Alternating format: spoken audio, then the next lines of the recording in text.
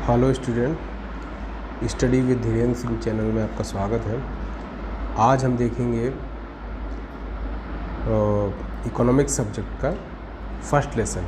Revision है क्योंकि इसके क्वेश्चन आंसर कराए जा चुके हैं। आज हम इस पार्ट को पिक्चर्स के थ्रू समझेंगे। इसमें बहुत सारी ऐसी पिक्चर्स दी हैं, एनसीईआरटी बुक है ये 9th क्लास की। इसमें आपको बहुत सारी ऐसी चीज़ें दी हुई हैं जिनको समझने से एक आपके माइंड में एक माइंड मैप बनेगा, एक पिक्चर क्लियर होगी इसके बारे में। तो देखते हैं, आज आपको इसको समझना है खाली। देखिए, ये एक पार्ट का नाम है पालमपुर गांव की कहानी और इकोनॉमिक्स का 9th क्लास का फर्स्ट चैप्टर है। तो देखते हैं। सबसे पहला चित्र जो आपको एक गांव का दृश्य दिखाया गया है, एक गांव का सीन दिखाया गया है। क्या लिखा है? गांव का दृश्य। इस चित्र को आप ध्यान से देखिए, क्या चीज़ दिख रही है इसको मैं आपको। एक तो आपको बैलगाड़ी है, ट्रैक्टर है, खुला आसमान है ना, पेड़ पौधे, झोपड़ियाँ। तो ये गांव का सीन है जहाँ पर बहुत बड़ी बिल्डिंगें नहीं होती हैं, पेड़ पौधे, हरियाली ज़्यादा होती है। क्लियर? तो इस तरह से हम आप एक गांव का चित्र आप देख सकते हैं। प्रदूषण कम होता है।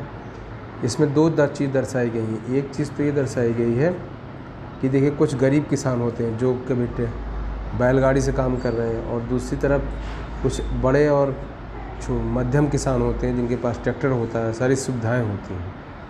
तो इस तरह आप देख सकते हैं। ये चित्र ये दर्शाना चाह रहा है कि एक गांव में ही किसानों की स्टेटस में भी अंतर है। Result clear? तो इस चीज़ को आपको दूसरा चित्र आप देख रहे हैं। दूसरा चित्र जो है ये है एक कारखाने में मशीनों पर काम करते हुए श्रमिकों का। तो इसमें आप देखिए, इससे क्या शो कर रहा है कि हमें एक कारखाने के लिए एक भूमि चाहिए होती है, वहाँ काम करने के लिए मशीनों के लिए मशीनें चाहिए होती, भौतिक चीज़ें, और पूंजी चाहिए होती है, और श्रम, ये सब मिलके एक कारखाने का निर्माण करते हैं। ठीक है। नेक्स्ट चित्र देखते हैं क्या इसमें क्या है। इस पार्ट में बहुत सारी चीज़ें ऐसी हैं जो आपको पार्ट के बारे में क्लियरिटी करती है। देखिए कि एक चित्र है जिसमें गांव में होने वाले कृषि उपज, मेन उपजों के बारे में, मेन फसलों के बारे में दिया गया। सबसे इम्पोर्टेंट फसल है गेहूँ, जो बहुत ज़्यादा खाई जाती है। इसके अलावा चावल है जो भारत में सबसे ज़्यादा खाई जाती है। ठीक है, इसमें नहीं दिया हुआ है लेकिन आपको चावल याद रखना है।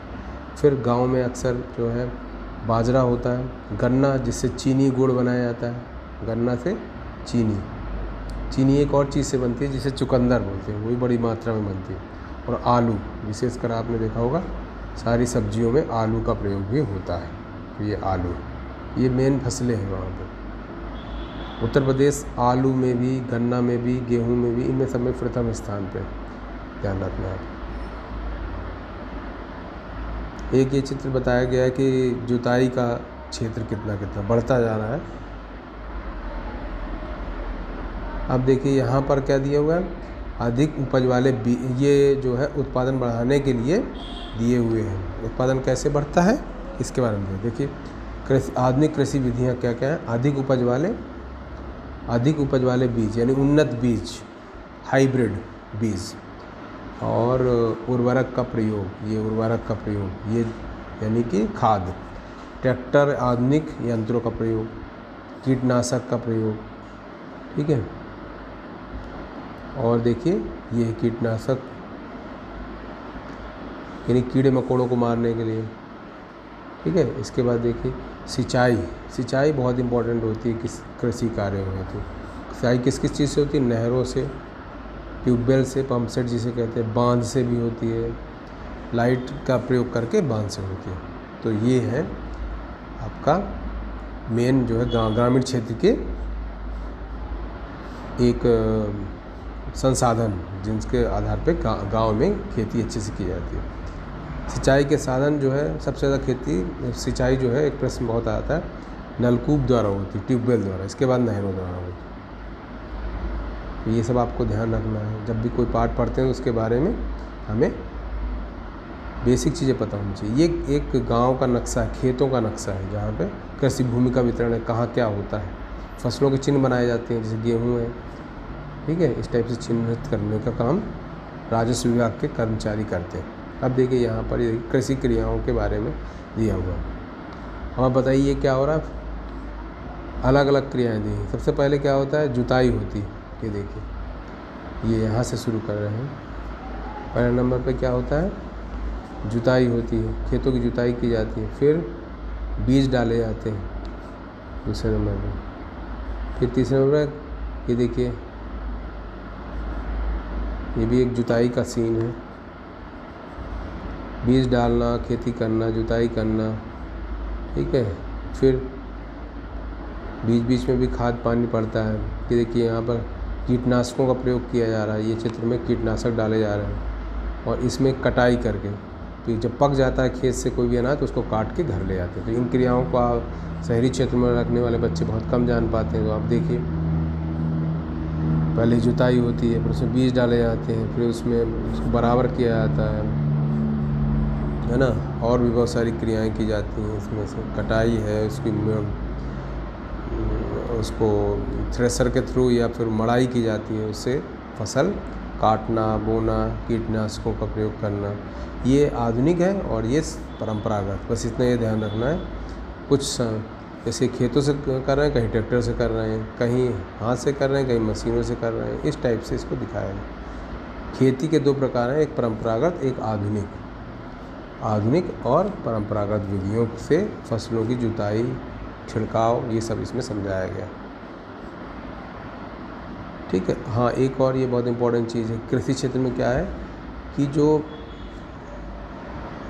छोटे किसान हैं, यानी मझोले और बड़े किसान, उनके पास तो 55% खेती है पूरे, और उनकी संख्या केवल 15% है। लेकिन जो 85% और लोग हैं, बहुत छोटे किसान हैं, उनके पास केवल 45% है। तो ये एक खेती का डिवीज़न बताया गया है। इसमें एक चीज़ और बताई गई है कि कैसे आपको, जो बड़े किसान होते हैं वो कैसे करते हैं, वो अपने उपज ज़्यादा करते हैं और उसके आधार पे वो जो बचत होती है उससे अपना खेती का कार्य करते हैं। लेकिन जो छोटे किसान होते हैं वो अपना खाने के लिए उपज कर पाते हैं और साहूकारों से या बैंक से लोन लेते हैं, तो वो उसको चुकाते रहते हैं। ये इसमें दिखाया गया है। तो इस प्रकार से मेन यही चीज़ इसमें है, ठीक है। तो इस पार्ट को अब हमें समझने के लिए इनके जो चित्रों के थ्रू, यानी कि लेसन थ्रू पिक्चर्स, इसको इस तरह आप समझ सकते हैं। पिक्चर से एक लेसन को कैसे समझा जा सकता है, ये मैंने आपको समझाने की कोशिश की। तो आज की वीडियो में इतना ही। अगर आपको ये वीडियो पसंद आया है तो प्लीज़ इसे लाइक करें, कमेंट करें, इसमें अगर कैसा लगा आपको वो बताइए, और कुछ इम्प्रूवमेंट चाहते हैं तो वो बताइए, कोई प्रॉब्लम है तो बताइए इसमें कमेंट करके। अपने दोस्तों के बीच शेयर करना ना भूलिए। आज की वीडियो में इतना ही। वीडियो देखने के लिए सभी को बहुत बहुत थैंक यू।